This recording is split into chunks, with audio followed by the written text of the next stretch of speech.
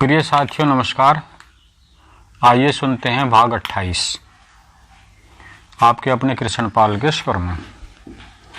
बरवा सागर में रानी कुल 15 दिन रही। सागर सिंह का पूरा गिरोह हथियार डालकर उनकी शरण में आ गया और सेना में भर्ती हो गया। खुदाबख्श चंगा तो उसी दिन से हो चला था, अब स्वस्थ हो गया। रानी ससन्य झांसी लौट आई।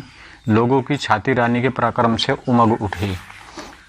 नवाब अली बहादुर रानी को बधाई देने आए, इत्र पान लेकर चले गए।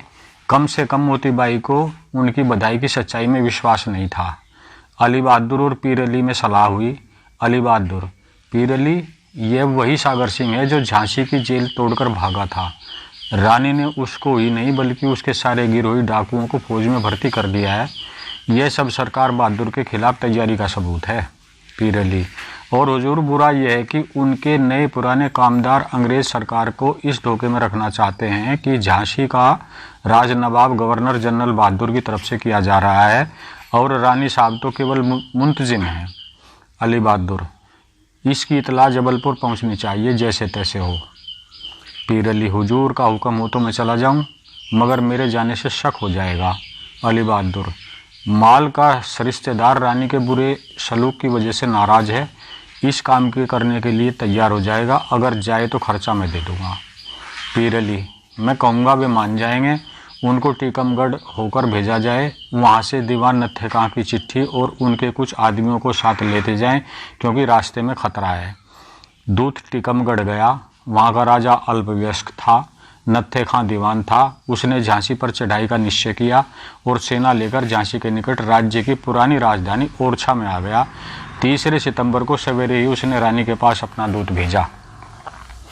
नत्थे खां के दूत ने जो संदेश दिया उसका सार यह था कि झांसी पहले ओरछा का अंश था, वह अनुचित प्रकार से ओरछा से काट लिया गया। अब ओरछा को वापस मिलना चाहिए। अंग्रेज जो 5 सहस्त्र मासिक वृत्ति रानी साहब को देते थे, उन्हें ज्यों का त्यों मिलती रहेगी। किला, नगर और शस्त्र हमारे हवाले कर दो। नगर में समाचार फैलते देर न लगी। नई बस्ती से, जहां अली बहादुर का निवास था, खबर फैली कि नत्थे खां फौज लेकर आ भी गया है। शहर में चारों ओर घेरा पड़ गया है। लोग घबरा गए। मोतीबाई ने रानी को समाचार दिया, नत्थे खां 20 सहस्त्र सेना और अनेक तोपें लेकर ओरछा से कूच करने वाला है। रानी ने पूछा, वह ओरछा में आया कब? कल आया था, मोतीबाई ने उत्तर दिया। रानी ने कर्मचारियों से विचार विमर्श किया। झांसी में तैयारी न थी, सब कर्मचारी घबराहट में थे। अकेली रानी धैर्य धारण किए थी। उन्होंने कहा, राजनीति की आप लोग जानो, युद्ध संचालन मैं करती हूँ। नत्थे खां को भगाने के लिए कठिनाई से गली मिलेगी। नाना भूपटकर ने अनुरोध किया, सरकार विजय की मूर्ति है, हमको युद्ध के अंतिम परिणाम के विषय में कोई संदेह नहीं। यदि सरकार को मेरी राजनीति में विश्वास है तो मेरी एक प्रार्थना मान ली जाए। रानी ने स्वीकार किया। भूपटकर ने कहा, हमारे यहाँ अंग्रेजी झंडा यूनियन जैक रखा हुआ है, अपने झंडे के साथ हम उसको भी खड़ा करेंगे। किले में जो अंग्रेज बंद हो गए थे, उनमें से मार्टिन नाम का व्यक्ति फौज वालों के हाथ से भाग निकला था, वह आगरा में है। एक चिट्ठी में उसको इस प्रकार की लिखवा कि हम लोग नत्थे खां के विरुद्ध अंग्रेजों की ओर से लड़ रहे हैं, मेरी राजनीति को इस चिट्ठी से सहायता मिलेगी। रानी बोली, परंतु यह राजनीति चलेगी कितने दिन? हमको अंत में सारे देश में स्वराज स्थापित करना है। यूनियन जैक झंडे के नीचे स्वराज की स्थापना असंभव है। चिट्ठी चाहे जिसको मनमानी लिखो, परंतु झंडा तो चिट्ठी से बहुत बड़ा होता है। सरकार, भूपटकर ने कहा, चिट्ठी और झंडे का सामंजस्य है।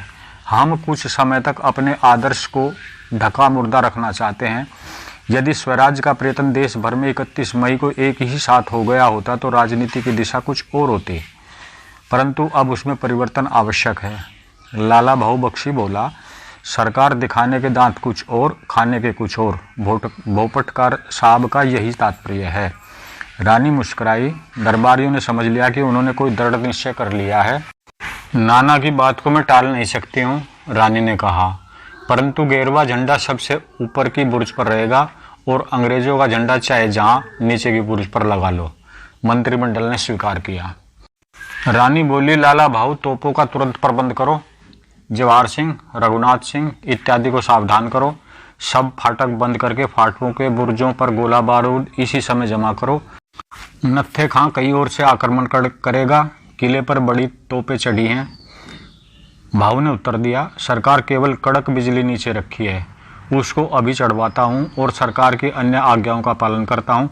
दीवान जवाहर सिंह यही हैं, परंतु दीवान रघुनाथ सिंह उन्नाव की ओर गए हुए हैं। रानी, तुरंत बुलवाओ। भाऊ, जो आज्ञा सरकार। रानी, बरवा सागर वाला सागर सिंह कहाँ है? भाऊ, करेरा की ओर गए हुए हैं। रानी, वहाँ से बुलवाओ। सेना हमारे पास बहुत थोड़ी है। यदि नत्थे खां वास्तव में 20 सहस्त्र सेना लेकर आ रहा है तो कड़ा सामना पड़ेगा, परंतु चिंता मत करो, हमारे पास किला है, बुर्ज और तोपें हैं और गोलंदाज अच्छे हैं। भाऊ, गोलंदाज हमारे पास कुछ कम है, परंतु सरकार का जैसा आदेश होगा उनकी वैसी ही नियुक्ति कर ली जाएगी। रानी, मैं कुछ स्त्रियों को तोपची का काम सिखाना चाहती थी, अभी उनकी शिक्षा पूरी नहीं हो पाई है, इसलिए गुलाम गोश खां को ओरछे दरवाजे के लिए तैयार रखो और तुम स्वयं किले के दक्षिणी बुर्ज पर कड़क बिजली चढ़ाकर काम करो। मैं अपनी स्त्री सेना को लेकर सब मोर्चे पर जवाहर सिंह की और गोश खां की सहायता करूंगी। बस्ती वालों से कह दो कि निश्चिंत रहें, परंतु भीड़ बांधकर बाहर न चलें फिरें। भोपटकर ने मार्टिन के नाम एक पत्र आगरा भेजा और नीचे वाली बुर्ज पर यूनियन जैक से झंडा चढ़ा दिया। ओरछा के दूत को नत्थे खां के संदेश का उत्तर दिया कि लक्ष्मीबाई एक स्त्री है, खां साहब को अबला की रक्षा करनी चाहिए, न कि उनके साथ इस प्रकार का व्यवहार। रानी अंग्रेजों की ओर से झांसी का प्रबंध कर रही हैं। ओरछा अंग्रेजों का मित्र राज्य है, इसलिए ओरछा की ओर से झांसी पर आक्रमण होना बिल्कुल अनुचित है। यदि आक्रमण हुआ तो झांसी अपनी रक्षा करेगी। दूत संदेश का उत्तर लेकर तुरंत चला गया। रानी ने दीवान से कहा, मुझे खेद है कि झांसी के समग्र निवासी युद्ध विद्या में निपुण नहीं किए जा सके हैं। मैं नत्थे खां से निपट लूं, तब अवश्य इस ओर अधिक ध्यान दूंगी। भाग 28 यहीं समाप्त करते हैं।